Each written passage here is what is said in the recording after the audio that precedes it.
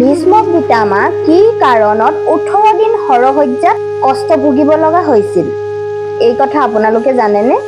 কি পাপ কৰাৰ ফলত ভীষ্ম পিতামহৰ এই অৱস্থা হৈছিল আজি এই ভিডিঅ'টোৰ যোগেদি আমি জানিম। যদি আপোনালোকে নাজানে তেন্তে মোৰ ভিডিঅ'টো শেষলৈকে চাব। আৰু যিসকল লোক মোৰ চেনেললৈ নতুনকৈ আহিছে তেওঁলোকে মোৰ চেনেলটো সাবস্ক্ৰাইব কৰিবলৈ নাপাহৰিব। আহক আমি কাহিনীটো শুনো। মহাভাৰতৰ যুদ্ধ যেতিয়া শেষ হৈছিল তেতিয়া ভগৱান বাসুদেৱে হৰসজ্জাত শুই থকা ভীষ্ম পিতামহক লগ কৰিবলৈ গৈছিল। তেতিয়া ভীষ্ম পিতামহে ভগৱান শ্ৰীকৃষ্ণক দেখি সুধিলে, হে মধুসূদন, কি পাপ কৰিছিলোনো মই? মোৰ ইমান কষ্ট হৈছে। তেতিয়া ভগৱান শ্ৰীকৃষ্ণই ক'লে, তোমাৰ 100 জনমৰ কথা মনত আছেনে? তেতিয়া ভীষ্ম পিতামহে ক'লে, মোৰ 100 জনমৰ কথা মনত আছে। মই কেতিয়াও কাকো কষ্ট দিয়া নাই আৰু কোনো ধৰণৰ পাপ কামো কৰা নাই। তেতিয়া ভগৱান শ্ৰীকৃষ্ণই ক'লে, পিতামহ, তোমাৰ 100 জনমৰ কথা মনত আছে আৰু তুমি একো পাপ কামো কৰা নাই। সেই পুণ্য কাম কৰাৰ কাৰণে তুমি বাৰে বাৰে ৰজা বংশত জন্ম হৈছা। কিন্তু তোমাৰ 101 বছৰৰ আগৰ কথা মনত আছেনে? 101 বছৰৰ আগতে তুমি চিকাৰ কৰিবলৈ এখন হাবিৰ মাজেৰে পাৰ হৈ গৈছিলা। তেতিয়া তোমাৰ ঘোঁৰাৰ আগফালে এটা কেতকেতুৱা গছৰ পৰা মাটিত পৰি গৈছিল। আৰু সেই কেতকেতুৱাটো তুমি তোমাৰ বাণেৰে উঠাই তোমাৰ পিছফালে দলিয়াই পেলাই দিছিলা। সেই কেতকেতুৱাটো গৈ এজোপা কাঁইটীয়া বৃক্ষত গৈ লাগিলগৈ। কেতকেতুৱাটো কাঁইটৰ পৰা ওলাবলৈ বহুত চেষ্টা কৰিছিল, কিন্তু যিমানেই ওলাবলৈ বিচাৰিছিল সিমানেই লাগি ধৰিছিল। কেতকেতুৱাটোৱে 18 দিন এনেকৈয়ে কাঁইটত ফচি থাকিল। তাৰ পাছত কেতকেতুৱাটোৱে ভগৱানক প্ৰাৰ্থনা কৰিলে আৰু ক'লে যে এনেকৈয়ে মই 18 দিন কষ্ট পাইছো আৰু ঠিক তেনেকৈয়ে সেই যুৱকজনেও যাতে এনেকৈয়ে কষ্ট পায়।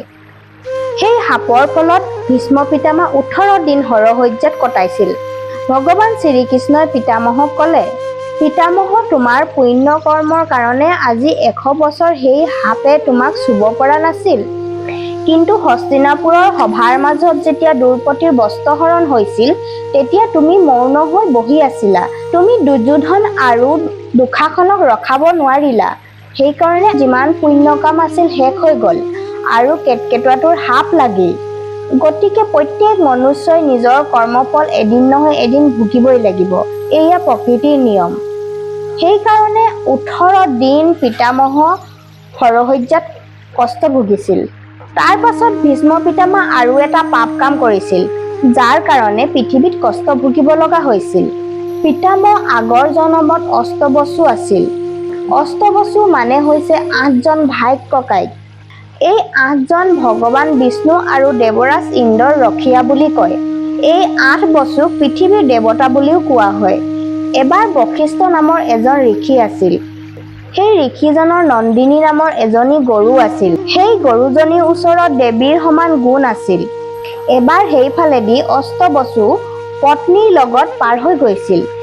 সেই সময়ত তাত বশিষ্ঠ ঋষি নাছিল। নন্দিনী নামৰ গৰুজনী তাত বান্ধি থোৱা আছিল। সেই গৰুজনীক দেখি সেই 8 জন অষ্টবসুৰ ভিতৰত দেৱ নামৰ বসুজনৰ পত্নীয়ে গৰুজনী লৈ যাব বিচাৰিছিল। পত্নীৰ কথা পেলাব নোৱাৰি অষ্টবসুৱে গৰুজনীক চুৰ কৰি লৈ গুচি গ'ল। অলপ সময়ৰ পাছত বশিষ্ঠ ঋষি তালৈ আহিল। দেখিলে যে গৰুজনী আশ্ৰমত নাই। ঋষিয়ে গৰুজনী নথকা দেখি দিব্য দৃষ্টিৰে সকলো চাই ল'লে আৰু সকলো কথা গম পালে। সকলো কথা গম পোৱাৰ পাছত ঋষিজনে অষ্টবসুক শাপ দিলে যে তেওঁলোকে পৃথিৱীত আকৌ জনম লৈ কষ্ট ভুগিব লাগিব। তাৰ পিছত সেই অষ্টবসুৱে আহি ঋষিজনক ক্ষমা খুজিলে। তেতিয়া ঋষিজনে বাকী সকলো বসুক ক্ষমা কৰি দিলে, কিন্তু দেৱ নামৰ সেই বসুজনক ক্ষমা নকৰিলে, কিয়নো সেই দেৱ নামৰ বসুজনে গৰু চোৰৰ মুখ্য ভূমিকা আছিল। গৰুজনী তেওঁৱে চুৰ কৰি লৈ গৈছিল। সেই দেৱ নামৰ বসুজনে আছিল ভীষ্ম পিতামহ।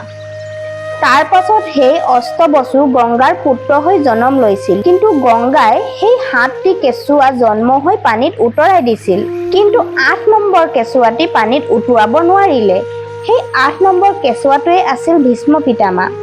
সেই 7 জন বসুৰ শাপ কমকৈ লাগিছিল কাৰণ ঋষিজনে ক্ষমা কৰি দিছিল আৰু সেইকাৰণে জনম হোৱাৰ লগে লগে মৃত্যু হৈছিল।